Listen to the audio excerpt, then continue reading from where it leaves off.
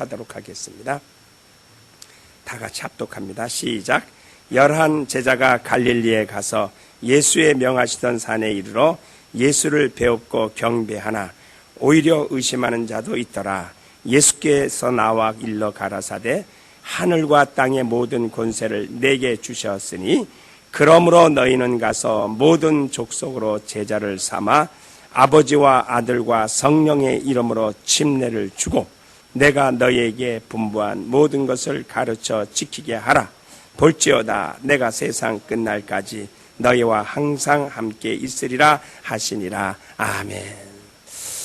자, 우리는 예수의 이름으로 우리에게 허락하신 것들을 지금 살펴봅니다. 어저께는 우리가 예수 그리스도의 이름을 영접함으로 인하여 우리에게 자녀된 권세를 주신 것에 대하여 성경 요한복음 1장 10절의 말씀을 통하여 살펴보았습니다. 그러면서 제가 우리가 예수 그리스도의 이름을 영접하기만 하면 다 되느냐?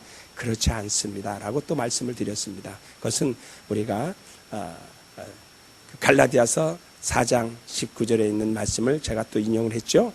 우리 속에서 예수 그리스도의 무엇이 이루어지기까지요? 형상이 이루어지기까지 제2의 해산하는 수고와 고통이 있어야 됩니다. 이것은 뭐냐면 예수의 이름을 영접하면 영혼의 구원은 받지만 영혼의 구원받은 자로서 성결되고 거룩하고 예수의 성품을 닮아가는 사람이 되기 위해서는 날마다 뭐 해야 되죠? 새로워져야 되고 거듭나야 되고 하나님의 말씀이 생활화가 돼야 됩니다. 그랬을 때 우리가 참된 그리스도인이라고 이야기하죠. 보통 예수 교회 나와가지고 이름만 등록하고 나 예수 믿는 사람입니다. 절대 성화가 되지 않으면 그 사람의 생활은 과거나 현재나 다를 바가 없을 겁니다. 그래서 저와 여러분은 항상 이 하나님의 말씀이 내 속에서 이루어지도록 성화되는 단계는 매일 거듭나는 겁니다. 그러니까 예수의 이름 믿고 거듭나는 것은 한 번이지만 우리의 성화의 단계는 계속 변화가 이루어집니다. 어디까지 이르렀을 때요? 예수 앞에 설 때까지. 그렇게 될 수 있기를 예수의 이름으로 축원합니다. 그러니까 우리의 못난 성품은 원래 바뀌지 않는다고 하죠. 그러니까 바뀌지 않지만 바뀌지 아니하는 성품을 자꾸 변화시키는 겁니다. 이기려고 싸우는 겁니다. 그래서 어제의 나의 신앙과 오늘의 내 신앙, 또 오늘의 신앙과 내일의 나의 신앙의 모습이 달라져야 됩니다. 과거에는 화를 잘 냈다. 그러면 그 화를 안 내기 위해서 무던히 자기와하고 싸움이 있어야 되고 예수의 성품을 닮아가는 그러한 믿음의 사람이 될 때에 하나님의 자녀라고 인정을 받는다고 요한계시록 21장을 이야기했죠. 이기는 자들에게 생명수샘물을 값없이 주리니 라고 이야기했습니다. 그때 나는 저의 뭐가 되고요? 하나님이 되고 우리는 그의 아들이 된다라고 인치심을 그때 인정이 되는 것을 기억하시고, 자, 오늘 우리는 예수의 이름으로 또 우리에게 뭐를 명하셨어요? 침례를 받으라고 명하셨어요. 그러니까 아버지와 아들과 성령의 이름으로 침례를 받으라. 그러면 아버지와 아들과 성령의 이름이 뭐죠? 예수. 그래서 아버지의 이름이 왜 예수지 하시는 분은 요한복음 17장 17절을 찾아보시기 바라고요. 그러니까 우리는 침례를 누구의 이름으로 받아요? 예수의 이름으로 받는 겁니다. 예수께서 침례는 예수께서 명령하신 거예요. 그래서 우리 침례의 의의를 세 가지로 딱 여러분들이 가지고 계세요. 왜 제가 자꾸 가지고 있으라고 말하는 것은 누군가가 여러분에게, 여러분 집사님 침례가 뭐예요? 안수 집사님 침례가 뭐예요? 장로님 침례가 뭐죠? 라고 우리에게 누군가가 알고 싶어서 시비 걸기 위해서 물어보는 사람이 아니고 뭔가 알고 싶어서 물어봤을 때에 대답할 수 있는 것을 항상 마음에 준비하고 다니라고 그랬습니다. 성경에 있죠? 베드로전서 3장 15절에 한번 보세요. 자, 베드로전서 3장 15절에 보면 항상 준비하고 다니죠. 여러분 준비하고 다니시기를 예수의 이름으로 축원합니다. 예, 자 보세요.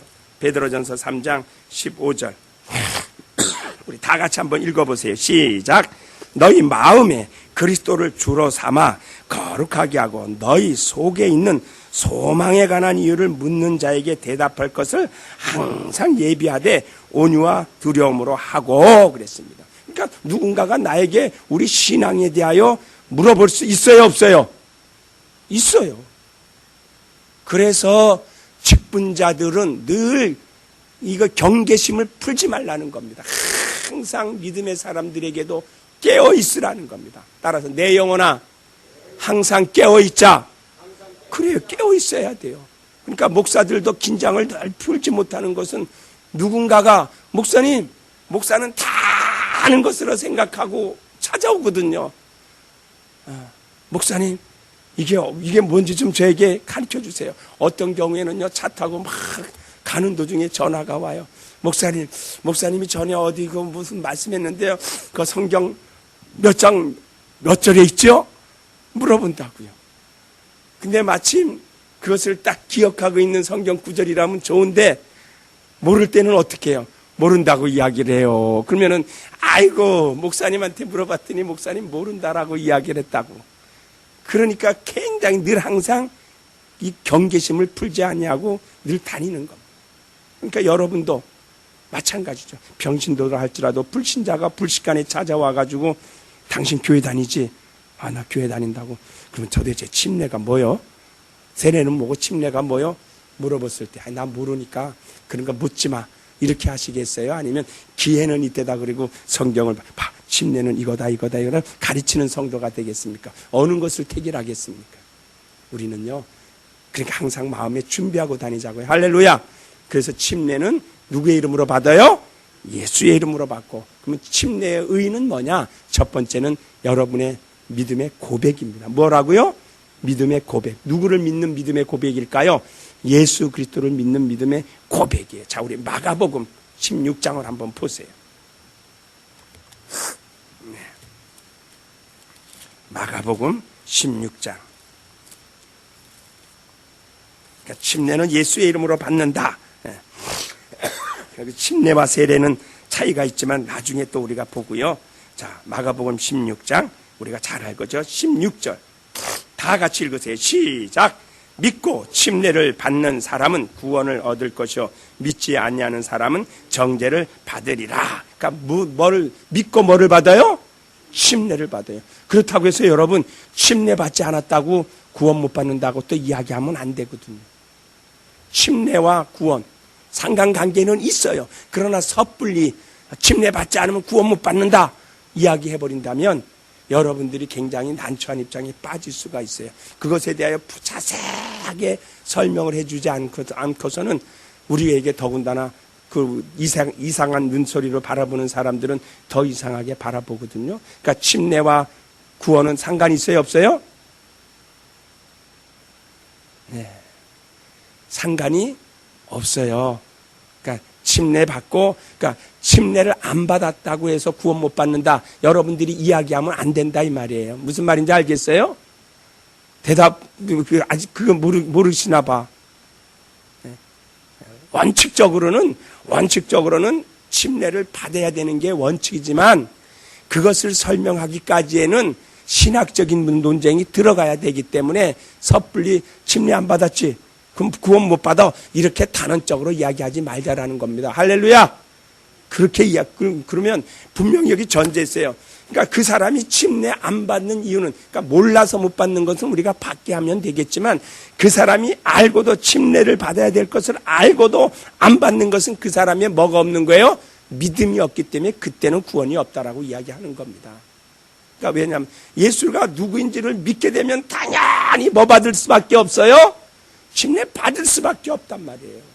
그러니까 그 사람이 예수가 누구인지를 모르기 때문에 침례를 못 받는. 그러니까 여기에 믿고 16절에 믿고 예수가 누구이신지를 믿고 침례를 받는 사람은 뭐 받을 것이요? 구원을 받을 것이다.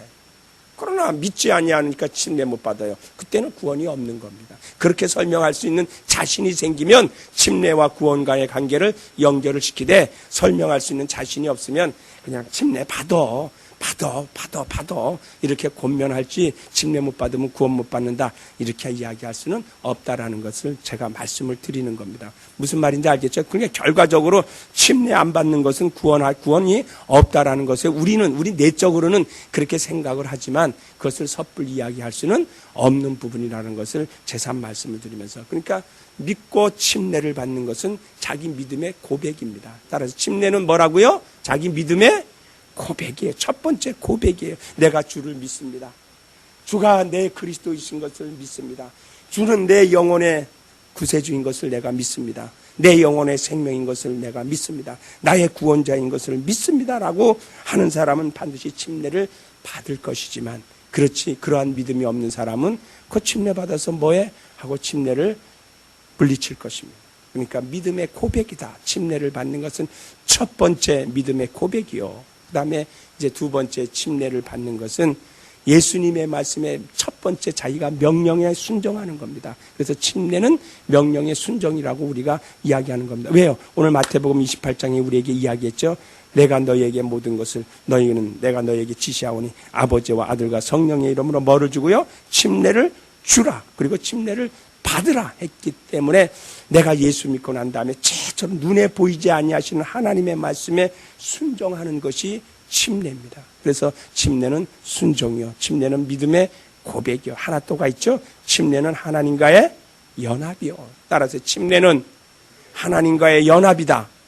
연합이에요. 자, 우리 로마서 6장을 보세요. 그래서 예수와 함께 뭐라고요? 우리 죽고, 예수와 함께 죽고 예수와 함께 사는 것. 그래서 뭐가 죽느냐? 옛사람을 장사 지내는 겁니다. 그리고 어떤 사람으로 살아요? 새 사람으로 사는 것. 그러니까 최소한 여러분들이 침례에 대해서 이와 같은 설명을 할 수 있으면 참 좋겠어요. 더군다나 우리는 침례 교인인데, 자, 로마서 6장 3절부터 4절까지만 5절까지 읽겠습니다. 다 같이 시작. 무릇 그리스도 예수와 합하여 침례를 받는 우리는 그의 죽으심과 합하여 침례 받은 줄을 알지 못하느냐? 그러므로 우리가 그의 죽으심과 합하여 침례를 받음으로 그와 함께 장사되었나니 이는 아버지의 영광으로 말미암아 그리스도를 죽은 자 가운데서 살리신과 같이 우리로 또한 새 생명 가운데서 행하게 하려 함이니라. 만일 우리가 그의 죽으심을 본받아 연합한 자가 되었으면 또한 그의 부활을 본받아 연합한 자가 되리라. 그래서 침례는 예수 그리스도와의 뭐라고요? 연합이다. 예수 그리스도와 함께 내가 옛사람을 장사 지내고 새 사람으로 거듭난 삶을 사는 것이다 라는 것이 우리 침례의 이제 우리의 의의라는 것을 여러분들이 생각하시고, 그러면 침례를 꼭 받아야 되느냐? 저는 꼭 받아야 된다라고 강조합니다. 누구든지. 그러면 침례와 세례는 또 뭐가 차이가 있느냐? 세례는 우리가 너무 잘 알기 때문에 잘 설명 안 하겠지만 약식이다. 그것은 우리 주의 명령을 따라하는 것이 아니고 우리 인간의 변형된, 그래서 우리 침례교의 의식은 두 가지가 있다라는 것이죠. 하나는 뭐죠? 성찬과 침례. 따라서 성찬과 침례, 이것은 주께서 명하신 명령의 의식이지 어떤 사람으로 변형시킬 수 없는 것을 우리가 성경은 말하고 있습니다. 그래서 침례를 꼭 받아서, 침례는 우리가 예수 그리스도와의 연합반, 그래서 침례를 받은 사람은 정말 침례에 대해서 우리가 잘 이해를 하지 않기 때문에 침례를 받고 나오도 옛사람으로 그대로 있는 경우가 얼마나 많이 있어요. 그 참 안타까운 거거든요. 마치 이스라엘 민족이 자랑스러운 건 뭐죠? 남자들에게 할례 받는 거거든요.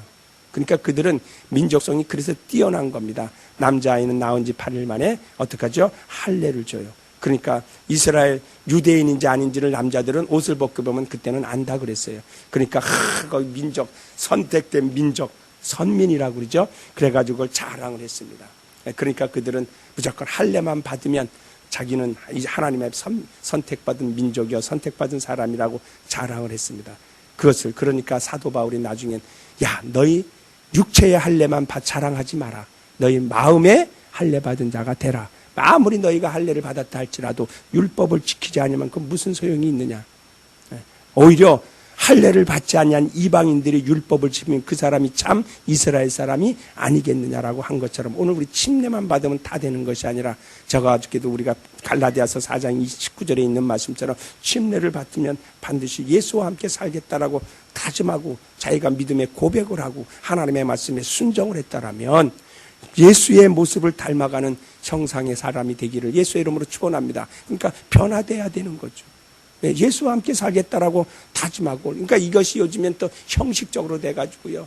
그래서 우리 교회도 변천사를 보면은요, 전도할 때 막 무자비로 전도하니까 원로 감독님께서 그거 정말 그렇게 하지 마라. 그러니까 이제 침례를 받은 사람까지 전도인으로 포함시켜 주겠다. 그러니까 또 침례가 또 다 망가졌어요. 그러니까 믿음의 고백을 하도록 이렇게 이야기를 하고 가르치고 침례를 받아야 되는데 그 숫자에 그냥 연연해가지고 말이죠. 처음 예수 믿고 교회를 데리고 와가지고 그냥 무조건 받아. 무조건 받는 게 어디 있습니까? 예수가 누구인지 믿음의 고백을 하고 받아야 그 사람이 그 이후의 영적 사람이 되는 거죠. 저 같은 경우에도요, 어렸을 때 우리 어머님 품에 안겨가지고 세례를 받은 사람, 영세를 받은 사람입니다. 1살 때 저희 어머님의 품에 제가 부산에서 피난민 시절 때 어머님이 저를 가슴에 안고 이제 영세, 천주교는 영세라고 그러죠. 영세를 받고 올라왔어요. 그러니까 저는 아무것도 모르는 상태에 그냥 어머님 품속에서 영세를 받았는데 그것이 제 자랑거리가 돼가지고 나는 어디를 가든지 나는 영세받은 사람이다. 영세받은 사람이다. 그렇게 했어요. 영세명이 베드로거든요. 베드로처럼 보이나요? 베드로예요. 그래서 이제 그런데 제가 이제 그러고 난 다음에 이제 어렸을 때부터 제 이성이 돌아올 때는 이제 교회를 다니기 시작했는데 그때도 자랑을 했습니다. 나는 영세받은 자라. 왜? 천주교는 기독교의 무슨 집이죠? 큰 집이라고 생각하고 그렇게 배워왔어요. 그러니까 자랑스럽게 여겼어요. 그런데 이제 여기 시흥 금천구 시흥에 뭐 침례교회 조그만 교회 이제 다니는데 우리 아내 따라 갔죠. 갔는데 여름철에 이제 어딜 뭐 야유회를 간대요. 관광버스를 타고 저기 청평을 따라갔더니 거기서 저희 아내가 당신 침례 받으라고 그래서 무슨 소리야? 나는 영세 받은 사람인데 막 큰 소리 쳤거든요. 그랬더니 그러면 마음대로 하라고. 그러니까 그 목사님이 얼마나 무안했겠어요. 침례를 주려고 다 잡아놨는데 제가 딱 거절해버리니까. 그리고 이제 저도 이제 마음이 상했죠. 가기 전에 이야기했다라면 또 모르는데 현장에 도착해가지고 당신 침례 받으라니까 화 안 날 사람이 어디 있겠어요. 그래가지고 막 화냈죠. 화나고 이제 그 청평 그 저수지 끄트머리 제가 가가지고 이제 혼자 고민하고 있는데 갑자기 받아야 되겠다라는 생각이 들어요. 침례? 받아야지. 근데 침례에 대해서 이와 같이 상세하게 설명을 해주고 받으라 그랬으면 또 받을 수도 있었겠죠. 근데 그냥 다짜고짜 옷 갈아입고 침례 받으라니까 이게 무슨 경우냐. 그런 생각에 이제 거절을 했다가 한쪽에 뭐 서 있다가 안 되겠다 싶어가지고서 다시 제가 제 발로 걸어가서 목사님 저 침례 받게 해주세요. 그래가지고 그날에 이제 거기서 이제 침례를 받아서 이제 저는 청평 거기에서 댐 옆에 그 조그만 호수에서 이제 침례를 받았는데 그때 제가 지금 가만히 돌이켜 생각하면 정말 잘 받았다라는 생각이 들어요. 그러니까 믿음의 고백을 그때 한 거죠. 그 예수와 연합돼. 그 다음부터는 변화된 생활을 계속하는 겁니다. 우리 변화된 생활. 그러니까 침례 받은다면 그러니까 요즘에는 침례 받았다라고 주장만 하죠. 그러니까 우리는 마음에 침례 받기를 예수의 이름으로 축원합니다. 그러니까 물속에 들어갔다 나오는 거 이거 대단한 거 아니에요. 그거는 우리는 예수께서 명령하신 명령에 순종했지만 그것으로서 모든 것이 다 끝난 것이 아니라 우리 속에서 그리스도의 형상이 이루어지기까지 계속 우리는 성화되고 변화돼야 됩니다. 그래서 나를 보고 우리 아내가 우리 남편이 나를 보고 우리 자녀들이 나를 보고 우리 어머님은 진짜 참 그리스도인이요 예수의 사람이요 예수의 제자요 하나님의 자녀라는 건 인정을 받고 내가 하는 그 모든 신앙적인 일에 대하여 자녀들이나 남편이나 아내가 신뢰해 줄 수 있고 따라올 수 있는 그러한 믿음의 사람이 돼야 되지 않겠느냐는 것. 오히려 당신같이 예수 믿으면 난 안 믿겠다 하고 하는 또 우리 엄마처럼 예수 믿으면 난 안 믿겠다고 하는 자녀들이 요즘에 얼마나 많이 나옵니까? 왜 그렇죠? 우리 스스로가 그런 일들을 만들어가기 때문에 그렇다는 것. 그래서 오늘 우리 안산예배당 성도님들은 우리 갈라디아서 4장 한번 다시 보십시다. 이제 침례에 대해서 여러분이 다 알고 계셨지만 이렇게 성경적으로 성경을 몇 줄 찾아봤죠? 3절이면 해결되는 겁니다. 자, 갈라디아서 4장 시간이 또 다 됐네요. 19절 한 절만 읽죠. 다 같이요. 시작. 나의 자녀들아 너희 속에 그리스도의 형상이 이루기까지 다시 너희를 위하여 해산